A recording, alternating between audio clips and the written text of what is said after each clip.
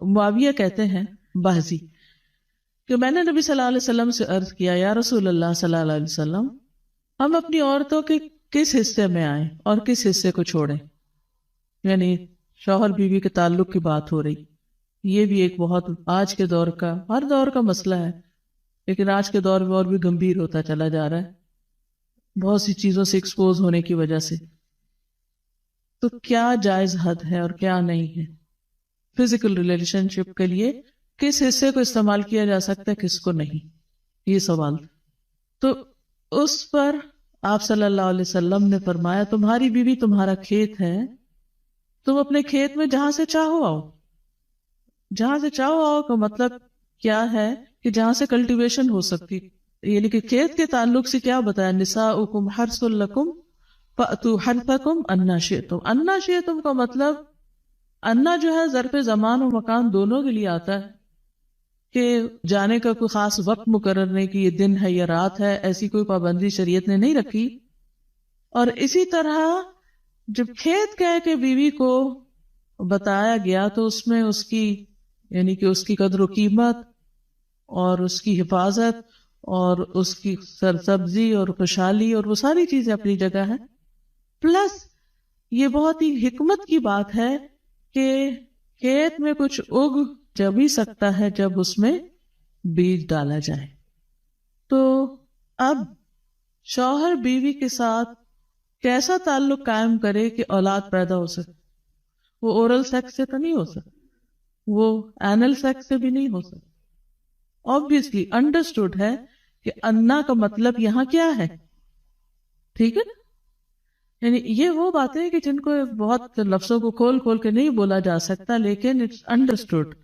تو آپ نے کہا جہاں سے چاہو، یعنی کوئی رکاوٹ نہیں، ممانعت نہیں. اس کا یہ مطلب نہیں کہ ناجائز حدود پھلانگ کے کہو کہ اس کی بھی ممانعت نہیں. البتہ جب تم کھاؤ تو اسے کھلاؤ. یعنی کہ شوہر خود آؤٹنگ ڈائننگ کے لیے چلا جائے اور بیوی کو کہے کہ بس گھر میں ہی پکا لو اپنے لیے اور کھا لو، خود صرف دوستوں کے ساتھ رہے. دس از ناٹ رائٹ. بیوی کو بھی لے کے جائیں اور ساس بھی بہو کو جانے دے.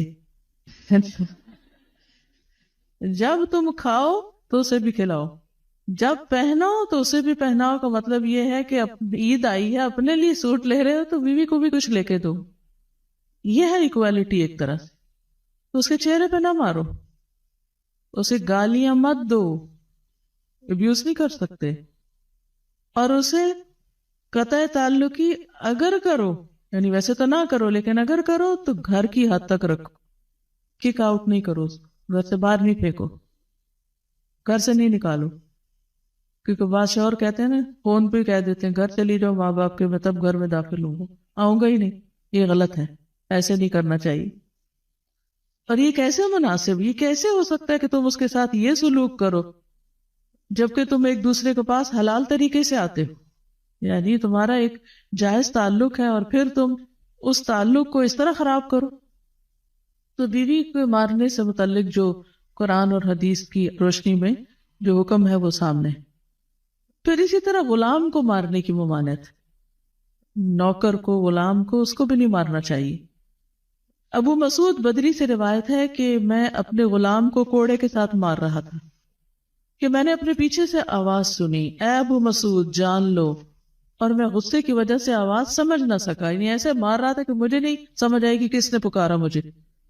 جب وہ میرے قریب ہوئے تو وہ رسول اللہ صلی اللہ علیہ وسلم تھے اور آپ فرما رہے تھے جان لو ابو مسعود، جان لو ابو مسعود. کہتے ہیں میں نے اپنے ہاتھ سے کوڑا پھینک دیا تو آپ نے فرمایا جان لو ابو مسعود. یعنی آپ بار بار فرما رہے تھے اللہ تم پر زیادہ قدرت رکھتا ہے تمہاری اس غلام پر قدرت سے، یعنی جتنا تم اس غلام پہ قدرت رکھتے ہو اللہ اس سے زیادہ تم پہ قدرت رکھتا ہے، یعنی تمہیں مارے گا. کہتے ہیں کہ میں نے عرض کیا اے اللہ کے رسول صلی اللہ علیہ وسلم میں اس کے بعد کبھی غلام کو نہیں ماروں گا. اور بعض روایت میں آتا ہے کہ انہوں نے آزاد کر دیا. ابو عمر زازان سے روایت ہے، کہتے ہیں کہ ہم لوگ ابن عمر کے پاس تھے، انہوں نے اپنے غلام کو بلایا جسے انہوں نے مارا تھا. انہوں نے اس کی پیٹھ کھول کر دیکھی، کہا کیا تمہیں تکلیف ہو رہی ہے؟ اس نے کہا نہیں. اس کے بعد ابن عمر نے غلام کو آزاد کر دیا اور ایک تنکا زمین سے اٹھایا اور کہا کہ مجھے اس کا اتنا بھی اجر نہیں ملے گا جتنا اس تنکے کا وزن ہے۔ میں نے کہا ابو عبد الرحمن آپ ایسے کیوں کہہ رہے ہیں؟ انہوں نے کہا کہ میں نے رسول اللہ صلی اللہ علیہ وسلم کو فرماتے ہوئے سنا، جو شخص اپنے غلام کو بے قصور یعنی حد شرعی کے علاوہ مارے یا اس کے چہرے پہ تمانچہ مارے تو اس کا کفارہ ہی کہ اسے آزاد کر دی، کفارہ ہے، اس آزادی کا ثواب کوئی نہیں تن کے برابر بھی۔ یعنی بعض اوقات تم سمجھتے ہیں بڑی نیکی کی لیکن اس میں تو چھوٹ بھی جائے تو وہ بھی بہت بڑی بات ہے۔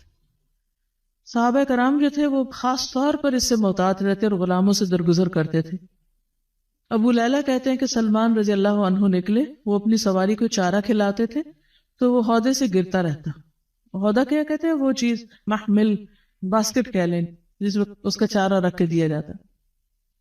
اس پر انہوں نے اپنے خادم سے کہا اگر مجھے قصاص کا خوف نہ ہوتا تو میں تمہاری پٹائی کرتا کہ تم نے ایسی چیز کیوں جانور کے آگے رکھی۔ تو مطلب یہ کہ اگر میں تمہیں ماروں گا تو مجھے بھی مار پڑے گی، اس لیے میں تمہیں مار نہیں رہا، ورنہ جو حرکت تم نے کی ہے اس میں تمہیں مار پڑنی چاہیے۔ نماز پڑھنے والے غلام کو نہ مارنا۔ ابو امامہ سے روایت ہے کہ رسول اللہ صلی اللہ علیہ وسلم خیبر سے واپس آئے تو آپ کے پاس 2 غلام تھے۔ حضرت علی رضی اللہ عنہ نے کہا اے اللہ کے رسول صلی اللہ علیہ وسلم ہمیں بھی ایک غلام دے دیں۔ آپ نے فرمایا جو چاہتے ہو لے لو۔ انہوں نے کہا آپ میرے لیے پسند کریں۔ اس سے انداز ہوتا ہے نا کہ ریلیشن شپ داماد اور سسر کا کیسا۔ آپ صلی اللہ علیہ وسلم نے فرمایا یہ لے لو، اس کو مارنا نہیں، کیونکہ میں نے خیبر سے واپس آتے ہوئے اسے نماز پڑھتے دیکھا ہے اور مجھے نمازیوں کو مارنے سے منع کیا گیا ہے۔ آپ صلی اللہ علیہ وسلم نے دوسرا غلام ابو ذر کو دے دیا اور اس کے ساتھ خیر و بھلائی اور حسن سلوک کرنے کا حکم دیا۔ پھر ایک دن پوچھا ابو ذر میں نے جو تمہیں غلام دیا تھا اس کا کیا حال ہے؟ انہوں نے کہا آپ نے مجھے اس کے ساتھ خیر و بھلائی کرنے کا حکم دیا تھا تو میں نے اسے آزاد کر دیا۔ کہ میں وہ خیر و بھلائی کر نہیں سکوں گا تو بہتر ہے کہ میں